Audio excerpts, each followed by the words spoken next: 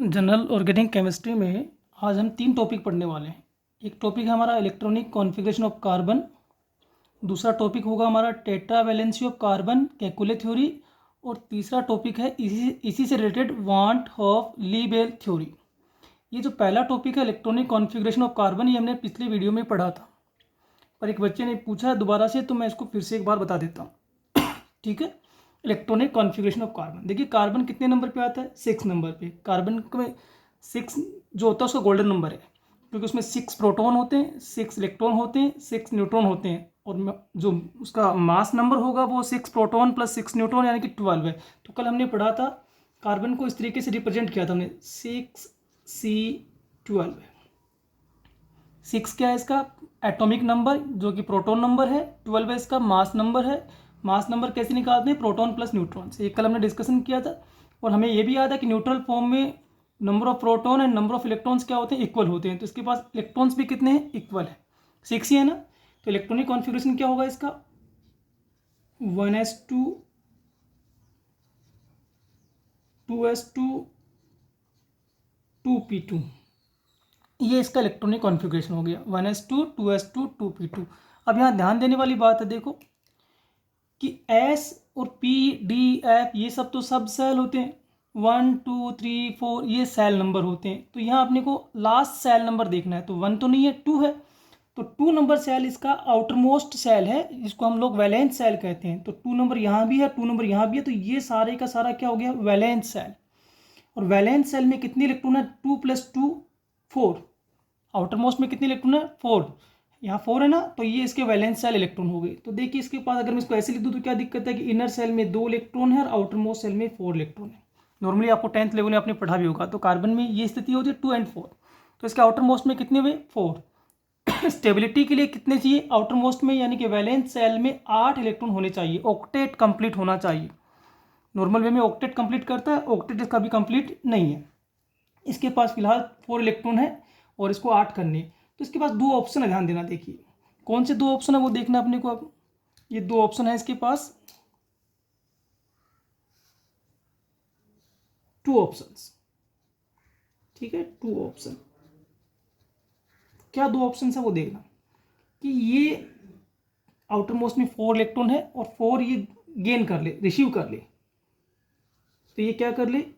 Gain of 4 electrons. अगर ये ऐसा कर लेता है कि 4 इलेक्ट्रॉन को गेन कर ले, या फिर ये क्या कर सकता है, ध्यान देना। देखिए अगर ये 4 के 4 आउटर मोस्ट इलेक्ट्रॉन को डोनेट कर दे, निकाल दे, बाद है ना, दूसरे को दान कर दे, तो इसके बाद ये तो पूरा सेल ही खत्म हो जाएगा। ये तो क्योंकि 4 इलेक्ट्रॉन चारों निकल गए तो सेल 0 हो जाएगा नहीं। तो फिर ये आउटर मोस्ट हो जाएगी। आउटर मोस्ट में कितने बचेंगे? यहाँ 2। और 2 किसके पास होते हैं? हीलियम के पास। आप लोगों ने पढ़ा भी होगा, हीलियम का कॉन्फ़िगरेशन 1s2 होता है ना। और हीलियम भी इनर्ट गैस है जो स्टेबल है, तो ये ड्यूप्लेट पूरा करके स्टेबिलिटी को गेन करेगा। तो ये दूसरी स्थिति हम यहाँ लिख देते हैं, डोनेशन ऑफ 4 इलेक्ट्रॉन।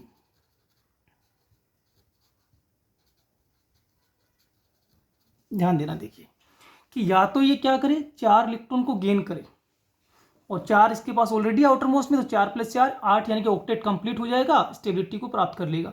या फिर ये आउटर मोस्ट को खत्म कर ले, तो ये सारे के सारे आउटर मोस्ट के इलेक्ट्रॉन, चारों इलेक्ट्रॉन डोनेट कर दे, तो इसके पीछे की सेल में 2 बचेंगे। 2 हीलियम के जैसा कॉन्फ़िगरेशन है जो कि इनर्ट है, तो ये भी स्टेबिलिटी को प्राप्त हो जाएगा।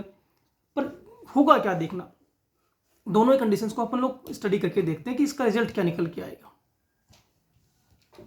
देखिए 4 इसमें आ जाएंगे, तो कार्बन के पास की स्थिति क्या हो जाएगी? कॉन्फ़िगरेशन हो जाएगा 2 4 + 4 8, ऑक्टेट कंप्लीट हो गया क्या? अरे हुआ ना भी, ठीक है।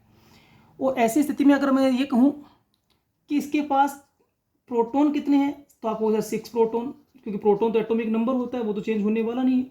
तो इसके पास 6 प्रोटॉन है, ठीक है। और 6 प्रोटॉन है, पर इलेक्ट्रॉन कितने हो गए अब इसके पास? 2 + 8 10। अगर ये 4 ले ले तब की बात है ना। 2 + 8 10 इलेक्ट्रॉन, तो 6 प्रोटॉन है और 10 इलेक्ट्रॉन है। प्रोटॉन पॉजिटिव होते हैं, इलेक्ट्रॉन नेगेटिव होते हैं। तो पॉजिटिव 6 है, नेगेटिव 10 है, तो कितना बच गया? -4 बच गया। तो ये वाली स्थिति बन गई C-4। अगर ऐसा करे तो कार्बन -4 चार्ज गेन कर लेगा। इधर आते हैं, देखिए ये वाला निकल जाए, 4 इलेक्ट्रॉन डोनेट कर दे, तो पीछे का सब नंबर कितना बचा? केवल 2 ही बचे। प्रोटॉन तो अभी भी 6 है, 6 प्रोटॉन मतलब 6 पॉजिटिव चार्ज। 2 इलेक्ट्रॉन मतलब 2 नेगेटिव चार्ज, तो 6 प्लस 2 माइनस, तो कंडीशंस में फाइनली क्या बचेगा, C+4। देखो भाई फिर देख लो एक बार, 6 प्लस के चार्ज 10 इलेक्ट्रॉन होने की वजह से 10 नेगेटिव चार्ज, नेगेटिव ज़्यादा है, कितने ज़्यादा है, 4 अंक, तो माइनस के 4। यहाँ क्या हो गया, 6 प्रोटॉन 6 पॉजिटिव, 2 ही इलेक्ट्रॉन बचे ना 4 डोनेट करने के बाद, तो 2 इलेक्ट्रॉन 2 नेगेटिव, तो प्लस के 6 माइनस के 2, तो फाइनली 4 प्लस चार्ज आ गया इस पर। ये दोनों ही कंडीशन हमने बना दी, बट एक्चुअलिटी क्या है वो भी अपने को अब देखने की जरूरत है। रियलिटी ये है कि ये दोनों ही कंडीशंस नहीं बना पाता कार्बन। जो 2 ऑप्शन हमने दिखाए हैं ना स्टेबिलिटी के लिए, ये दोनों ही ऑप्शंस को ये फॉलो नहीं कर सकता। उसका कारण देखना है अपने को कि ये फॉलो क्यों नहीं कर सकता, ये एक सोचने वाली बात है। तो अपन देखते हैं, देखिए ये कार्बन का न्यूक्लियस है जिसके पास 6 प्रोटॉन है, समझ में आ रही बात, ये कार्बन का न्यूक्लियस है जिसके पास कितने हैं, 6 प्रोटॉन है। अब देखिए ये इसका आउटर मोस्ट सेल, या यूँ मान ले अपन ये बाहर इलेक्ट्रॉन है, कितने इलेक्ट्रॉन है इसके पास। अगर मैं इसकी न्यूट्रल कंडीशंस की बात करूं, ध्यान देना कौन से कंडीशंस की बात हो रही है, न्यूट्रल, उस समय जब इसने ना इलेक्ट्रॉन लिए हैं ना इलेक्ट्रॉन दिए हैं, डोनेट भी नहीं किए हैं गेन भी नहीं किए, तब इसके पास कितने थे, 6 इलेक्ट्रॉन। ये 6 प्रोटॉन 6 पॉजिटिव चार्ज, ये 6 इलेक्ट्रॉन 6 नेगेटिव चार्ज। अब हो क्या रहा है, 6 पॉजिटिव चार्ज 6 नेगेटिव चार्ज को अपनी ओर अट्रैक्ट कर रहा है, अट्रैक्ट कर रहा है ना, तो ये 6 प्रोटॉन ये 6 इलेक्ट्रॉन को अपनी ओर अट्रैक्ट कर रहा है, ठीक है। अब देखिए अगर आप इस वाली कंडीशन पे चलते हैं अपन एक बार, इसको चेक करते हैं कि इसने इलेक्ट्रॉन डोनेट करना शुरू कर दिया, तो आपने कहा कि 1 इलेक्ट्रॉन निकाल दिया सर इसने, तो 6 में से 1 गया, तो कितने बचे, 5 इलेक्ट्रॉन।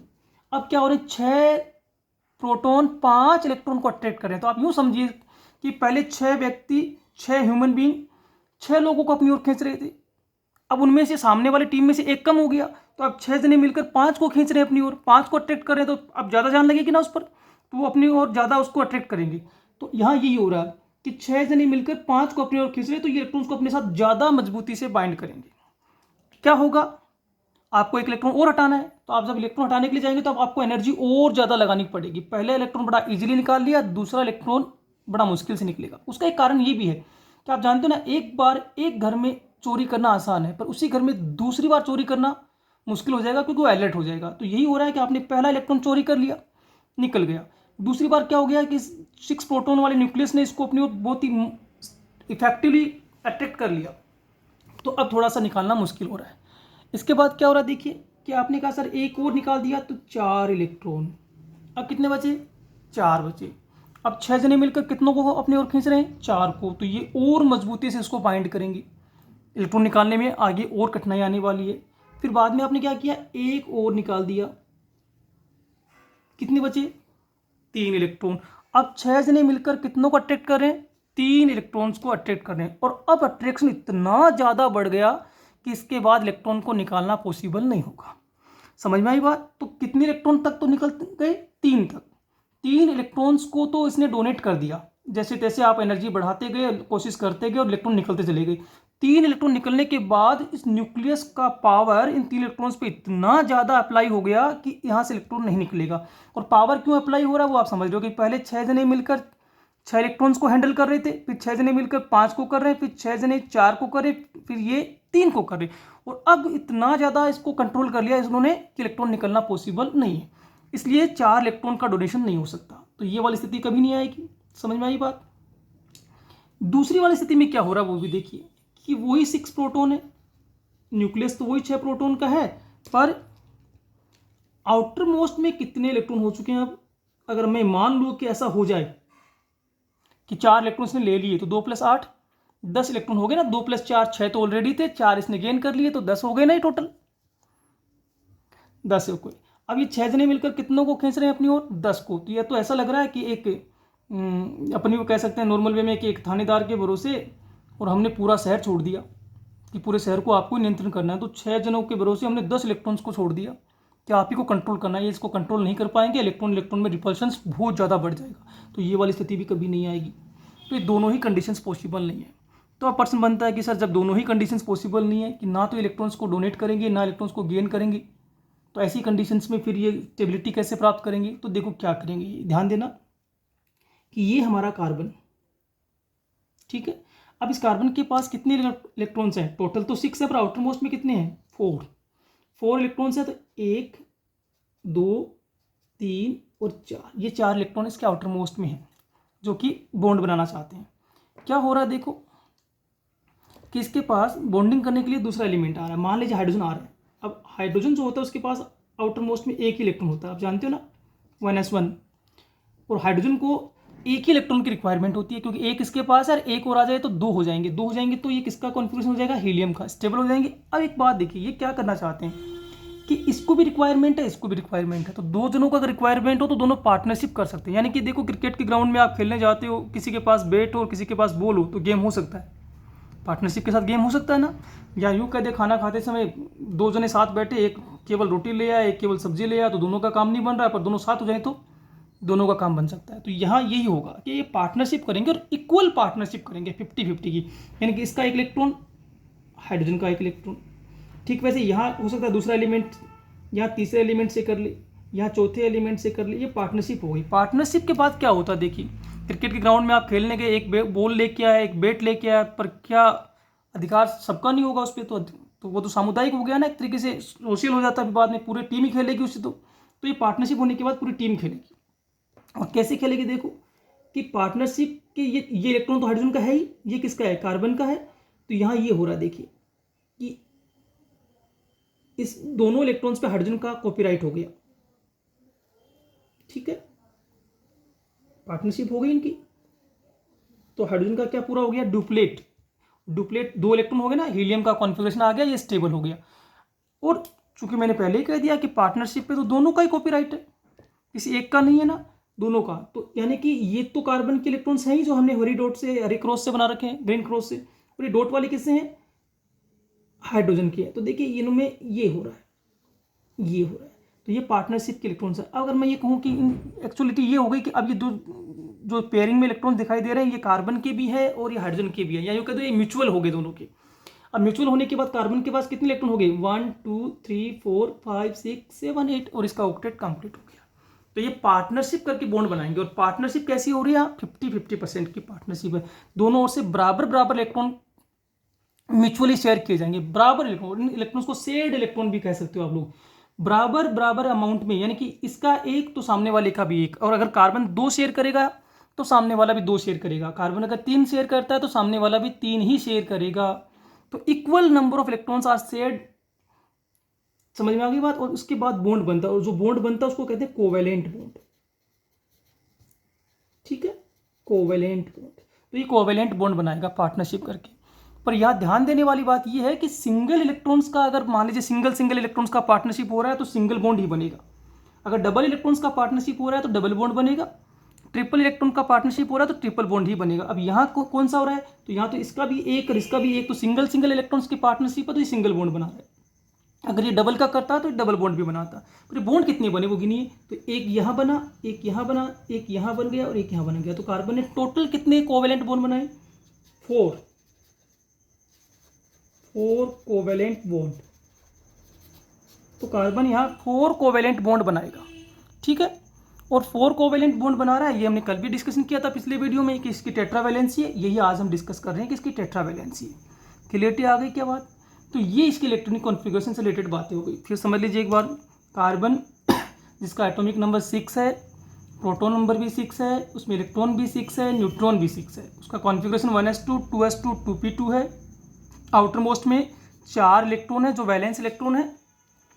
ये अपना ऑक्टेट पूरा करना चाहता है स्टेबिलिटी के लिए। ऑक्टेट पूरा करने के लिए इसके पास कंडीशन ये वाली है कि 4 तो इसके पास ऑलरेडी है, 4 को ये गेन करे, 4 को ये गेन करेगा तो आउटर मोस्ट में 8 हो जाएंगे, 8 + 2 टोटल 10 इलेक्ट्रॉन, 10 इलेक्ट्रॉन होते इस पर चार्ज आ गया -4।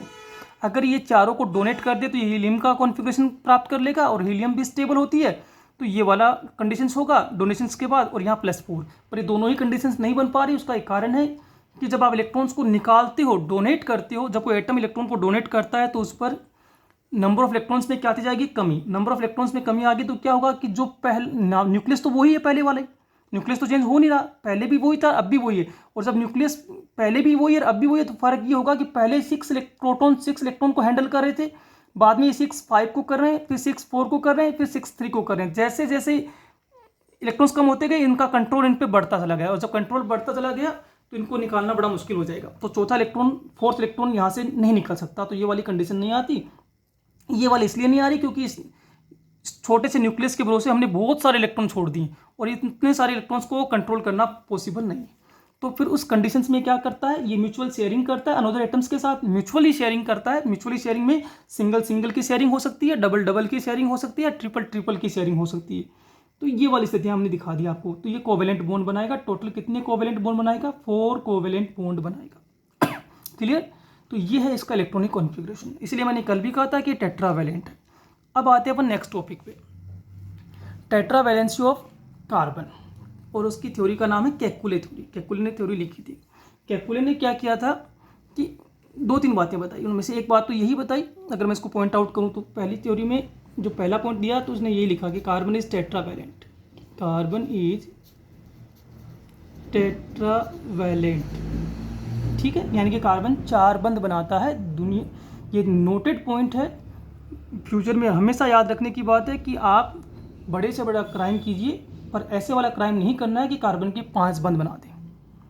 समझ में आ रही बात? 5 बॉन्ड नहीं बनाने किसी भी स्थिति में। कार्बन मैक्सिमम 4 बॉन्ड ही बनाएंगे, 5 बंध किसी भी स्थिति में कार्बन के नहीं बनाने हैं। समझ में आ गया? कार्बन इज टेट्रावैलेंट, तो 4 बॉन्ड बनाएंगे। और केकुले ने कहा कि कार्बन 4 बॉन्ड किसके साथ बनाएंगे, तो उसने कहा कि ये 4 बॉन्ड वो हाइड्रोजन के साथ बना सकता है, वो कार्बन के साथ भी बना सकता है, वो अनदर एटम के साथ भी बना सकता है, उसमें कोई दिक्कत नहीं है। ठीक है, यानी और तीसरी बड़ी बात केकुले ने ये कही कि कार्बन कार्बन के साथ जुड़कर चेन सिस्टम बनाता है। आप लोगों ने 10th क्लास में देखा भी होगा इस तरीके से चेन सिस्टम। अब ये चेन ओपन भी हो सकती है और ये चेन ऐसे क्लोज भी हो सकती है। ठीक है, तो ये चेन सिस्टम बना सकते हैं। और इसका एक बड़ा कारण है कि कार्बन कार्बन की श्रृंखलाएं क्यों बनती है, चेन सिस्टम क्यों बनता है, तो ये जो CC बॉन्ड होता है ना, ये CC बॉन्ड, ये बॉन्ड बड़ा ही स्ट्रॉन्ग बॉन्ड होता है, बहुत ही स्ट्रॉन्ग बॉन्ड होता है, इस कारण से ये चेन सिस्टम में चला जाता है। दूसरा, कार्बन की साइज छोटी है, इलेक्ट्रोनेगेटिविटी वगैरह कम होती है, आगे डिस्कस करेंगे हम लोग। ठीक है, केकुले थ्योरी में पहला पॉइंट क्या हुआ कि कार्बन जो होता है वो टेट्रावैलेंट होता है, यानी कि कार्बन 4 बंध बनाएगा, 4 बॉन्ड बनाएगा। दूसरा, उसने कहा कि कार्बन जो है वो कार्बन के साथ अनदर कार्बन एटम के साथ जुड़कर ओपन चेन या क्लोज चेन टाइप स्ट्रक्चर बना सकता है। और तीसरी बात इसने जो बड़ी कही वो ये कहा कि कार्बन जब बॉन्ड बनाता है तो वो सिंगल भी हो सकता है, वो डबल भी हो सकता है, वो ट्रिपल भी हो सकता है। तो यानी कि वो तीनों प्रकार के बॉन्ड बनाने की कैपेसिटी रखता है, सिंगल बॉन्ड, डबल बॉन्ड और ट्रिपल बॉन्ड। और इस लिहाज पे उसने एक बात बताई कि अगर वो तीनों टाइप के बॉन्ड बनाएगा तो वो अपने 4 बॉन्ड जो उसको बनाने वो कैसे कैसे बना सकता है, उसकी कंडीशंस उसने बताई। तो उसने कहा कि 4 बॉन्ड वो ऐसे बना सकता है, यानी कि 4 सिंगल बॉन्ड, 4 सिंगल बॉन्ड। तो कार्बन अपने टेट्रावैलेंसी को कंप्लीट करने के लिए 4 सिंगल बॉन्ड बना सकता है। दूसरा, उन्होंने कहा कि नहीं, वो ऐसा भी कर सकता है कि अपने टेट्रावैलेंसी को कंप्लीट करेगा with the help of 2 single and 1 double, 2 single और 1 डबल बॉन्ड की हेल्प से भी वो अपना टेट्रावैलेंसी को कंप्लीट कर सकता है। तीसरा, उन्होंने कहा कि हो सकता है कि कार्बन क्या करे, अपनी टेट्रावैलेंसी को 2 डबल बॉन्ड की हेल्प से पूरी कर ले। और फोर्थ कंडीशन से उन्होंने कहा कि कार्बन अपनी टेट्रावैलेंसी इस तरीके से कंप्लीट कर ले। तो कार्बन को 4 बंध बनाने हैं, ये मायने करता है कि उसको 4 बॉन्ड बनाने, 4 बॉन्ड बनाने, वो कैसे बनेंगे वो कंडीशंस वाइज हो सकता है। उसमें उसने कहा कि चारों ही सिंगल हो, 2 सिंगल एंड 1 डबल हो, 2 डबल हो, या 1 सिंगल एंड 1 ट्रिपल बॉन्ड हो। ठीक है, कल हमने पढ़ते समय एक बात कल भी कही थी, आज मैं फिर कह देता हूँ कि सिंगल बॉन्ड जो होता है वो सिग्मा होता है हमेशा ही, डबल बॉन्ड जो होगा उसमें 1 सिग्मा 1 पाई होगा, और ट्रिपल बॉन्ड जहाँ भी दिखाई दे उसमें 1 सिग्मा 2 पाई होंगे। ठीक है, पाई बॉन्ड वीक होते हैं इसलिए वो किसी ना किसी के साथ बनेंगे, तो सिग्मा के साथ ही बनेंगे, वो दूसरे के साथ नहीं बनते। तो ये है कार्बन की केकुले थ्योरी, कार्बन से रिलेटेड केकुले थ्योरी। थ्योरी को फिर से मैं समराइज कर देता हूँ 1 मिनट में। केकुले थ्योरी की बड़ी बातें क्या, सबसे बड़ी बात कि कार्बन जो है वो टेट्रावैलेंट है, वो 4 बॉन्ड बनाएगा। दूसरी बड़ी बात कि कार्बन कार्बन के साथ जुड़कर CC बॉन्ड मजबूत होने के कारण, कार्बन कार्बन बॉन्ड स्ट्रॉन्ग होने के कारण वो ओपन चेन सिस्टम बना सकता है या क्लोज चेन सिस्टम भी बना सकता है। ठीक है, फिर तीसरी बड़ी बात, कार्बन की कैपेसिटी होती है कि वो सिंगल बॉन्ड भी डेवलप करता है, वो डबल बॉन्ड भी डेवलप करता है, और वो ट्रिपल बॉन्ड भी डेवलप करता है। और इस कारण से वो अपने 4 बॉन्ड जो उसको बनाने वो कैसे बनाएगा, तो ये पॉसिबिलिटीज़ है कि चारों ही सिंगल बॉन्ड बना ले, 2 सिंगल 1 डबल हो, 2 डबल हो या 1 सिंगल एंड 1 ट्रिपल हो। ये तो नॉर्मली आप सब जानते हो वैसे भी। ये थ्योरी होगी हमारी, कोई कन्फ्यूजन नहीं है। अब आते हैं लीबेल वन टॉप थ्योरी क्या है। केकुले ने जो स्ट्रक्चर लिखी थी, ये जो पूरा सिद्धांत लिखा आपका, थ्योरी लिखा, तो उसने एक बड़ी बात कही थी कि मोस्टली उसने माना था कि कार्बन की ये जो 4 बॉन्ड बनेंगे प्लेनर बनेंगे। प्लेनर का मतलब एक ही प्लेन में बनेंगे, पर एक्चुअल में ऐसा नहीं होता। इसको डिफाइन किया वन टॉप एंड लीबेल्स ने। तो ये क्या है थ्योरी देखिए। देखो कार्बन को 4 बॉन्ड बनाने, ये तो हम जान गए। अब ये 4 बॉन्ड कैसे बन सकते हैं, तो ये 3 पॉसिबिलिटीज दिखाई दे रही है। देखो इन्होंने कहा कि 3 पॉसिबिलिटीज है कि कार्बन अपने 4 बॉन्ड कैसे बनाए, स्क्वायर प्लेनर बनाए। स्क्वायर प्लेनर में क्या होगा, देखो इस कंडीशंस में क्या होगा कि एक एटम यहाँ हो, एक यहाँ हो, एक यहाँ हो, एक यहाँ हो, और जो कार्बन है वो यहाँ हो सेंटर में। और देखिए क्या होगा,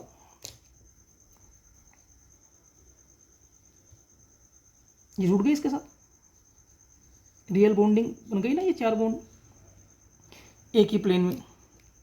समझ में आ रही बात। और अगर मैं इनको ऐसे मिला दूँ एक बार, तो ये एक स्क्वायर बन गया। तो इस ओरिएंटेशन में क्या देखने को मिल रहा है, स्क्वायर प्लेनर ओरिएंटेशन, इसमें क्या देखने को मिल रहा है कि 4 जो एटम आप जोड़ रहे हो, ये जो एटम आप जोड़ रहे हो कार्बन के साथ, ये कहाँ है, at the 4 corner of square, यही है ना। 4 एटम्स कहाँ है अभी, वो मैं लिख देता हूँ, देखो अभी 4 atom at the corner of square and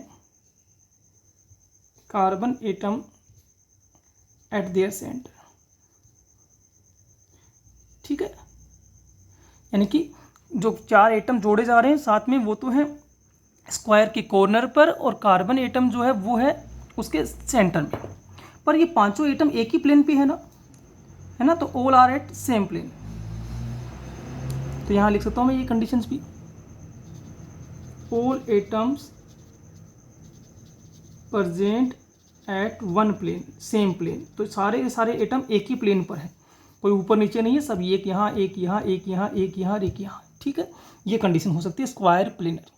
दूसरी जो कंडीशंस बताई गई वो ये बताई गई, देखो कि एक एटम तो यहाँ हो, एक यहाँ हो, एक यहाँ हो, एक यहाँ हो। ठीक है, तो ये भी स्क्वायर ही बना है। ठीक है, ये भी स्क्वायर है। अब इसमें देखने वाली बात है कि इसमें क्या होगा। तो ये स्क्वायर है अपना,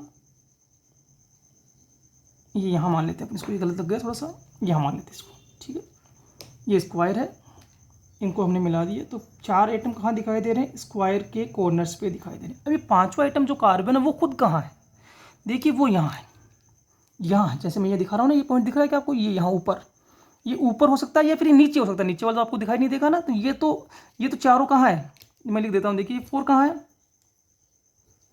4 एटम एट वन प्लेन पे, यानी कि एक ही प्लेन के 4 कॉर्नर्स पे दिखाई दे रहे हैं, स्क्वायर के 4 कॉर्नर्स पे दिखाई दे रहे हैं। पर जो 5वां कार्बन है वो या तो इस प्लेन के अबाउ है या इस प्लेन के बिलो है, नीचे की ओर, या तो इसके ऊपर की ओर या इसके नीचे की ओर। तो ऊपर की ओर वाले को मैं यहाँ दिखा देता हूँ। मान लीजिए कि ये रहा कार्बन अपना,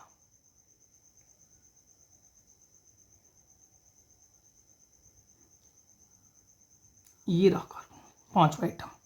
तो ये इस प्लेन के कहाँ है, अबाउ है। समझ में आ गई बात। और इनको अगर मैं मिलाऊं तो देखो ये क्या बनेगा, ये रियल बॉन्डिंग है, जिसको मैं कंप्लीट लाइन से बना देता हूँ कि ये रियल बॉन्डिंग है। ठीक है, ये रहा। तो आपको लग रहा है कि ये एक स्क्वायर और एक पिरामिड बन रहा है। तो ये स्ट्रक्चर कैसी है, स्क्वायर पिरामिडल। कैसी स्ट्रक्चर हो गई है, स्क्वायर पिरामिडल।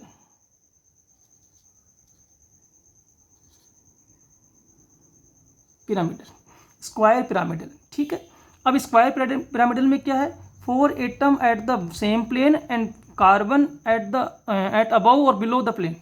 तो ये दूसरे प्लेन में है। तो ये देखने वाली बात है कि यहाँ सारे के सारे एटम एक ही प्लेन में थे। इस कंडीशंस में सारे एटम एक प्लेन में ना होकर 4 स्क्वायर के कॉर्नर्स पे एडजस्ट है, और कार्बन खुद जो है वो या तो अबव है या बिलो है। ठीक है, और तीसरी जो कंडीशंस इन्होंने बताई वो थी टेट्राहेड्रल। ये 4 बॉन्ड ऐसे भी बना सकता है टेट्राहेड्रल। टेट्राहेड्रल में क्या होता है देखिए कि ये रहा कार्बन, एक बॉन्ड ये कार्बन है। अब देखिए एक बॉन्ड तो ये यहाँ है, एक ये रहा, एक ये रहा, एक ये रहा। अब ये दिखने को तो कागज़ पे दिख रहे हैं, एक्चुअल में ऐसे नहीं बताऊंगा मैं आपको क्या है। तो एटम कहाँ कहाँ है देखिए, एक एटम ये रहा, एक एटम ये रहा, एक एटम ये रहा, एक एटम ये रहा। ठीक है, ये कंडीशंस यहाँ बन रही है। इनको अगर मैं मिला दूँ तो क्या होगा देखो,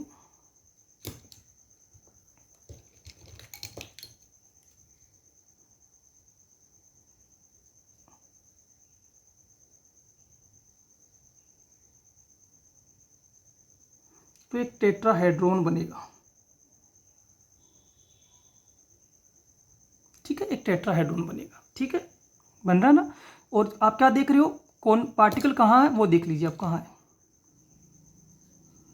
4 atoms at 4 corner of tetrahedron, इस संरचना के कॉर्नर्स पे हैं। एंड कार्बन एट सेंटर, और कार्बन जो है वो उसके सेंटर में है। ये स्ट्रक्चर है। अब इस स्ट्रक्चर में खासियत क्या है वो देखिए, एक्चुअल में क्या है आप वो ध्यान देने वाली बात है कि ये जो बॉन्ड ऐसे हमने बनाई दी, पर ये जो बॉन्ड है और ये जो बॉन्ड है, एक्चुअल में एक बॉन्ड ये ऐसे है, ठीक है ना, ये ऐसे है यहाँ, यानी कि स्पेक्टेटर की ओर, आपकी ओर। ठीक है, एक इसके ऑपोजिट यानी कि इसके नीचे की ओर। तो ये 2 बॉन्ड इस प्लेन पे नहीं है, एक्चुअल में ये बॉन्ड इस प्लेन पे है ही नहीं। एक बॉन्ड ये आप मैं जब देख रहा हूँ या आप देख रहे हो तो आपकी ओर है, स्पेक्टेटर की ओर है, और एक बॉन्ड इसके ऑपोजिट इसके नीचे की ओर है। क्लियरिटी हो गई माइंडसेट में। तो ये 3 डायमेंशन स्ट्रक्चर है, ये स्पेस में है, ये हवा में बॉन्ड है, कागज पे ऐसे बनाए है इसको, ये स्पेस में बॉन्ड है। क्लियरिटी है क्या, यानी कि 4 बॉन्ड प्लेन पे नहीं है। तो यहाँ मैं एक बात लिख देता हूँ, ये जो कंडीशंस बनाई है आपने, इसमें मैं लिख देता हूँ कि all 4 bonds are not in same plane. ये सारे बॉन्ड एक प्लेन में नहीं है, ये क्लियर कर लेना अपने माइंड में। कौन सी स्ट्रक्चर में, टेट्राहेड्रॉन स्ट्रक्चर में। ठीक है, ध्यान रखने की बात है। तो टेट्राहेड्रल स्ट्रक्चर्स में क्या हो रहा है, 4 एटम टेट्राहेड्रॉन्स के कॉर्नर्स पे और कार्बन के मिडल में यानी कि सेंटर पे है। पर याद रखने की बात ये है कि एक्चुअल में ये 2 बॉन्ड कैसे हैं, एक बॉन्ड देखने वाले की ओर, स्पेक्टेटर की ओर, एक उसके ऑपोजिट होता है। ये क्लियरिटी हो गई। ये 4 बॉन्ड इस प्लेन में ऐसे हो गया। तो ये प्लेनर स्ट्रक्चर्स होती हैं, इनमें सेम प्लेन्स में है, एक कार्बन, इसमें कार्बन सेम प्लेन में नहीं है, और ये तो प्लेनर है ही नहीं। अब आते हैं देखिए कि तीनों चांसेस में क्या है, क्या पढ़ना है अपने को वो देखिए आगे। चलें आगे, चलिए। तो पहला अपन देखते हैं, देखिए स्क्वायर प्लेनर को। स्क्वायर प्लेनर में क्या था, ये कार्बन, ये एक बॉन्ड, ये दूसरा, ये तीसरा और ये चौथा, यही था ना स्क्वायर प्लेनर में। अब इसमें देखिए क्या है कि अगर मैं ये कहूँ कि ये सीधे मान लेते अपन कि इनमें ये 2 टाइप के बॉन्ड्स होते हैं एक्चुअली, एक 90 डिग्री बॉन्ड्स होता है, एक 180 डिग्री बॉन्ड्स होते हैं। यानी कि ये जो सीधे दिखाई दे रहे हैं ये तो 180 पे है, और ये वाला बॉन्ड भी 180 पे है। तो कितने बॉन्ड 180 पे है, ये 2 बॉन्ड्स, ये यहाँ से यहाँ तक सीधे वाला, और ये वाला 180 पे, और ये बाकी सारे बॉन्ड 90 डिग्री पे। अब 90 डिग्री का मतलब ये तो मिनिमम डिस्टेंस हो गई, मिनिमम डिस्टेंस, और 180 का मतलब ये मैक्सिमम डिस्टेंस हो गया, मैक्सिमम डिस्टेंस। अब इन्होंने क्या किया देखो, आपने आइसोमेरिज्म नहीं पढ़ी है इसलिए मैं थोड़ा सा बता देता हूँ, ज़्यादा नहीं बताएंगे। कि जब भी सेम एटम है ना, 2 सेम एटम मिनिमम डिस्टेंस पे होंगे तो वो सिस फॉर्म कहलाती है, यानी कि वो सिस आइसोमर होगा। और जब भी 2 सेम एटम ऑपोजिट कंडीशंस में होंगे यानी कि 180 डिग्री मैक्सिमम डिस्टेंस पे दिखाई दे तो वो ट्रांस कंडीशंस कहलाती है। 2 आइसोमर्स हैं जिनके कैरेक्टर्स ही अलग अलग होते हैं, 2 अलग अलग फॉर्म है जो कि एक्चुअल में अवेलेबल होती है, किसी भी कंपाउंड में ये फॉर्म्स अवेलेबल होती है। ठीक है, आ रही क्या बात समझ में। अब यहाँ देखिए अपन काम करते हैं, एक एग्जाम्पल लेते हैं, CA2B2 कार्बन के साथ क्या जुड़े हैं, 2 A एलिमेंट, 2 B एलिमेंट्स। अब इनको जोड़ने का तरीका देखिए, हमने जोड़ दिया A तो क्या B के ऑपोजिट B है, नहीं है। A के ऑपोजिट A है, नहीं है। यानी कि 180 डिग्री पे ऑपोजिट कंडीशंस पे सेम एटम नहीं आ रहे। सेम एटम कहाँ आ रहे हैं, 90 डिग्रीज पे आ रहे हैं, यहाँ देख लीजिए, है ना। तो यूँ समझिए, मैंने पहले कहा कि सिस फॉर्म कब बनती है, जब सेम एटम ऑपोजिट नहीं हो एक दूसरे के, यूँ समझ लो, सेम एटम्स जब ऑपोजिट होंगे तो ट्रांस, और सेम एटम ऑपोजिट नहीं है तो सिस। एक बार अपन सीधी भाषा में ये समझ लेते हैं। तो सेम एटम ऑपोजिट नहीं है तो ये कैसी कंडीशन है, सिस। तो ये सिस फॉर्म बनी इस कंपाउंड की। और इसी कंपाउंड को बाद में अगर ऐसे लिख दिया जाए कि सी, ठीक है, और इसमें लिख दिया जाए ए बी बी, तो अब देखिए बी के ऑपोजिट बी है, ए के ऑपोजिट ए है, तो ये कौन सी फॉर्म होगी, ट्रांसफॉर्म। तो एक कंपाउंड तो वही है Ca2B2। एक ही कंपाउंड के दो आइसोमर्स बने, दो यानी कि एक ही कंपाउंड्स के दो डिफरेंट टाइप्स के यौगिक बन गए, कंपाउंड्स बन गए, बनते हैं ऐसे बहुत बार, ठीक है। पर एक्सपेरिमेंटली जब गए तो आज तक ये दोनों अवेलेबल नहीं हुई, यानी कि दो फॉर्म कभी अवेलेबल नहीं हुई इन कंपाउंड्स की। आपको सर ये Ca2B2 से नहीं समझ में आया तो चलो एक एग्जांपल देता हूँ आपको। देखिए कि एक एग्जांपल है CH2Cl2 डाइक्लोरोमेथेन, ठीक है। अब CH2Cl2 को मैं लिख के दिखाता हूँ आपको कि लिखने की स्थिति के आधार पर ये कंडीशन आप भी समझ जाएंगे। HCl ऑपोजिट नहीं आ रहा, ऑपोजिट नहीं आ रहा, सिस फॉर्म। और इसी को अगर ऐसे लिखा जाता, कौन सी फॉर्म, ट्रांसफॉर्म। तो अगर ये स्ट्रक्चर होती, स्क्वायर प्लेनर स्ट्रक्चर होती, तो इस कंपाउंड के दो फॉर्म बनते, सिस फॉर्म भी और ट्रांसफॉर्म भी, अगर होती तो बनते। अब हमने एक्सपेरिमेंटली प्रयास किया तो इस कंपाउंड के दो फॉर्म नहीं मिले, एक ही फॉर्म मिलती है, वो ना सिस है ना ट्रांस है। इसका मतलब ये दोनों कंडीशन यहाँ नहीं बन रही। क्यों नहीं बन रही, क्योंकि कार्बन की स्क्वायर प्लेनर स्ट्रक्चर नहीं है। तो एक स्ट्रक्चर जो अभी हमने शुरू में लिखी थी स्क्वायर प्लेनर, ये रिजेक्ट हो गया कि ये कार्बन नहीं बना रहा, कार्बन के चार बॉन्ड स्क्वायर प्लेनर कंडीशंस में नहीं है। और उसका बड़ा कारण आपने कैसे कहा कि लीबेल वॉन्टॉप ने प्रूव किया कि Ca2B2 टाइप्स के यौगिक को अगर स्क्वायर प्लेनर में लिखा जाए तो उसके दो फॉर्म बनते हुए दिखाई देते हैं, एक सिस फॉर्म और एक ट्रांसफॉर्म। और अगर ऐसा है तो उसके दो फॉर्म मिलने चाहिए, पर एक्सपेरिमेंटली ऐसे दो फॉर्म नहीं मिले तो उन्होंने स्क्वायर प्लेनर को रिजेक्ट कर दिया। सेम ही बात अप्लाई हो गई किस पर, जब आपने कहा ना ए बी और ये कार्बन, समझ में आया क्या, ठीक है ना, आ रहा है क्या समझ में। कौन सी स्ट्रक्चर दिखाई दे रही है, कौन सी वाली स्ट्रक्चर दिख रही है, ये है स्क्वायर पिरामिडल, ठीक है ना। ऐसे अपने मान लेते हैं एक बार, ऐसे ऐसे बनाया मैंने जानबूझ के, ये सही नहीं है, ठीक है। स्क्वायर पिरामिडल को अभी कुछ देर पहले हमने बनाया था, वो वाली सही स्ट्रक्चर थी, ये सही नहीं है। इसको अगर मैं सही ठीक से बनाऊँ तो देखो, फिर बना देता हूँ, कोई बात नहीं। ए बी और ये सी, ठीक है। और ये यहाँ और ये यहाँ, ये स्ट्रक्चर्स बनेगी स्क्वायर पिरामिडल, ठीक है। अब इसमें भी वही सेम बात है कि ये दोनों एक कहाँ है, सेम डायरेक्शन में, ये दोनों भी सेम है, ऑपोजिट नहीं आ रहे, तो ये कौन सी फॉर्म है, सिस, ये सिस फॉर्म है। अब मैं एक काम करता हूँ, यही कर देता हूँ एक चेंज छोटा सा। मैंने क्या किया, इस बी को उठा के यहाँ, इस बी को यहाँ लिख दिया, इस ए को यहाँ लिख दूँ, तो भी क्या है, ऑपोजिट नहीं आएंगे, तब भी सिस रहेगा। अब एक काम करता हूँ, मैं इस बी को यहाँ ले आता हूँ, तो ये बी हो गया और ये आ गया ए, तो ये ए के ऑपोजिट ए, बी के ऑपोजिट बी, तो ये कौन सी फॉर्म आ जाएगी, ट्रांसफॉर्म। तो यहाँ भी स्क्वायर पिरामिडल में भी इस कंपाउंड्स के कितने फॉर्म बन रहे हैं, दो form, cis form and trans form, पर दो फॉर्म तो मिल ही नहीं रहे, तो ये भी स्ट्रक्चर रिजेक्ट हो गई।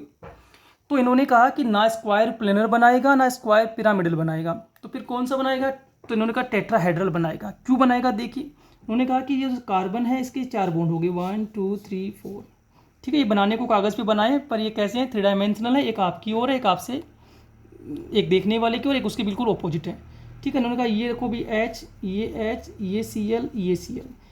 अब प्रश्न बनता है सर ये मिनिमम मैक्सिमम डिस्टेंस वाला यहाँ मामला है कि नहीं है। देखिए ये कोण कितने डिग्री का है, 109 डिग्री 28 मिनट का है टेट्राहेड्रल स्ट्रक्चर में। ये कोण कितने डिग्री का है, 109 डिग्री 28 मिनट का। ये कितने डिग्री का है, 109 डिग्री 28 मिनट का। ये कितने डिग्री का है, 109 डिग्री 28 मिनट। यानी कि किसी भी एंगल से आप देख लो, सारे एंगल 109 डिग्री 28 मिनट के, और सेम एंगल का मतलब सेम डिस्टेंस है। यही हुआ ना, यहाँ तो क्या हो रहा था, एंगल अलग अलग थे तो डिस्टेंस का डिफरेंस था। और तब हमने कहा कि मिनिमम डिस्टेंस पर सेम एटम होंगे तो सिस फॉर्म और मैक्सिमम डिस्टेंस पे होंगे तो ट्रांसफॉर्म।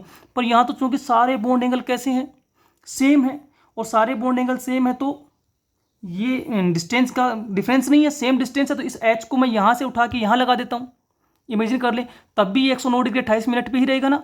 और यहाँ से उठा के Cl को यहाँ लगा दूँ तब भी 109 डिग्री 28 मिनट पे ही रहेगा, यानी कि इसकी सिस ट्रांस बन ही नहीं सकते। सिस ट्रांस बनाने की बड़ी कंडीशंस क्या थी, दो टाइप्स के बॉन्ड हो, डिस्टेंस का डिफरेंस हो, मिनिमम डिस्टेंस पे आएंगे सेम एटम्स तो कहेंगे cis form, maximum distance opposite conditions में आएंगे तो बोलेंगे ट्रांसफॉर्म। अब ये दिखने को तो आपको सर ये ऑपोजिट दिख रहा है, पर एक्चुअली मैंने कहा ना ये 2 डायमेंशनल स्ट्रक्चर ही नहीं है, 3 डायमेंशनल बॉन्ड ऐसे है आपकी ओर, तो ये यहाँ है ये बॉन्ड, तो ये तो यहाँ कागज पे दिखाई दे रहा है, ये ऊपर की ओर ऐसे है, तो ये bond angle 109 degree 28 minute 109 degree 28 minutes का ही है। सारे बॉन्ड एंगल इक्वल होने की वजह से यहाँ एक ही फॉर्म बनती है, और हमने शुरू में कहा कि 2 फॉर्म नहीं बन रही, केवल एक ही फॉर्म बन रही है, तो इन्होंने कहा यही है। तो याद रखना लीबेल बॉन्ड टॉप की कंसेप्ट यही कहती है कि 4 बॉन्ड कार्बन को बनाने हैं, सही बात है। ये 4 बॉन्ड 3 प्रकार की स्थितियां दिखाते हैं, square planar, square pyramidal and tetrahedral. उन्होंने क्या किया, एक कंपाउंड लिया, कार्बन के साथ 2 element, 2 atom A 2 atom B, यानी कि CH2 Cl2 टाइप्स के यौगिकों का स्टडी किया। स्टडी में क्या देखा कि अगर स्क्वायर प्लेनर फॉर्म होगी या स्क्वायर पिरामिडल फॉर्म होगी तो इस कंपाउंड के 2 कंडीशंस बनने चाहिए, cis form and trans form. But experimentally आज तक CH2 Cl2 की 2 फॉर्म नहीं मिली, ये केवल एक ही फॉर्म में मिलता है, और एक ही फॉर्म में ये तीसरे वाले स्ट्रक्चर ही पॉसिबल है, क्योंकि इन दोनों स्ट्रक्चर्स में तो सिस ट्रांस की संभावनाएं हैं, यहाँ सिस ट्रांस की कोई संभावना नहीं है। उसका एक बड़ा कारण है क्योंकि इस टेट्राहेड्रल स्ट्रक्चर में जितने भी बॉन्ड एंगल है वो सारे के बॉन्ड एंगल सेम है, और सेम बॉन्ड एंगल होने की वजह से यहाँ डिस्टेंस भी सेम है, इसलिए एटम्स को उठा के कहीं भी रख दो उसकी कंडीशंस पे कोई इंपैक्ट देखने को नहीं मिलेगा, इस वजह से स्ट्रक्चर में कोई चेंज नहीं आएगा, तो प्रॉपर्टीज में भी कोई चेंज नहीं आएगा, इसलिए एक ही फॉर्म को शो करता है। और इसलिए लीबेल बॉन्टॉप ने कहा कि कार्बन टेट्रावेलेंट तो है ही है, साथ ही वो कार्बन जो है वो अपने 4 बॉन्ड किस स्थिति में बनाएगा, टेट्राहेड्रल स्ट्रक्चर में बनाएगा। तो ये फ्यूचर में अपने को याद रखना है, टेट्राहेड्रल स्ट्रक्चर में बनाएगा। तो आज की टॉपिक हो गए। तो आज हमने ये कंफर्म कर लिया कि कार्बन टेट्रावेलेंट है, फिर हमने ये कंफर्म कर लिया कि टेट्रावेलेंट होने के साथ ये अपने 4 बॉन्ड कोवेलेंट कंडीशंस पे बनाएगा, यानी कि पार्टनरशिप के साथ बनाएगा, ना इलेक्ट्रॉन्स का डोनेशन करेगा ना इलेक्ट्रॉन्स को गेन करेगा, ठीक है। फिर हमने लीबेल बॉन्टॉप ने ये बता दिया कि 4 बॉन्ड्स को बनाते समय जो माइंडसेट में पॉसिबल स्ट्रक्चर्स थी वो 3 टाइप्स थी, square planar, square pyramidal and tetrahedral. Square planar नहीं बन सकती, स्क्वायर पिरामिडल नहीं बन सकती, क्योंकि स्क्वायर प्लेनर और स्क्वायर पिरामिडल कंडीशंस में Ca2B2 टाइप्स की यौगिक अगर हम यूज करेंगे, कंपाउंड्स यूज करेंगे, तो सिस फॉर्म भी बननी चाहिए और ट्रांसफॉर्म भी बननी चाहिए, पर रियलिटी में ऐसा नहीं है। इस टाइप के ये कंपाउंड्स यहाँ एक ही फॉर्म शो करते हैं, और एक ही फॉर्म कब शो होगी, जब हम टेट्राहेड्रल बनाएंगे, क्योंकि टेट्राहेड्रल्स में जो 4 बॉन्ड बनते हैं वो सेम डिस्टेंस सेम एंगल के होते हैं, इसलिए हम इसको रिपीटली कहीं भी उठा के किसी भी एटम को रख दे तो उसके स्ट्रक्चर पे कोई इंपैक्ट नहीं है। Cl को जैसे यहाँ से उठा के यहाँ रख दिया या यहाँ से उठा के यहाँ रख दिया, तब भी एंगल सेम ही रहने वाला है, स्ट्रक्चर सेम ही रहने वाली है, प्रॉपर्टियाँ सेम ही रहने वाली है। समझ में आ गई बात। तो ये टेट्राहेड्रल स्ट्रक्चर्स को बनाता है। Thank you.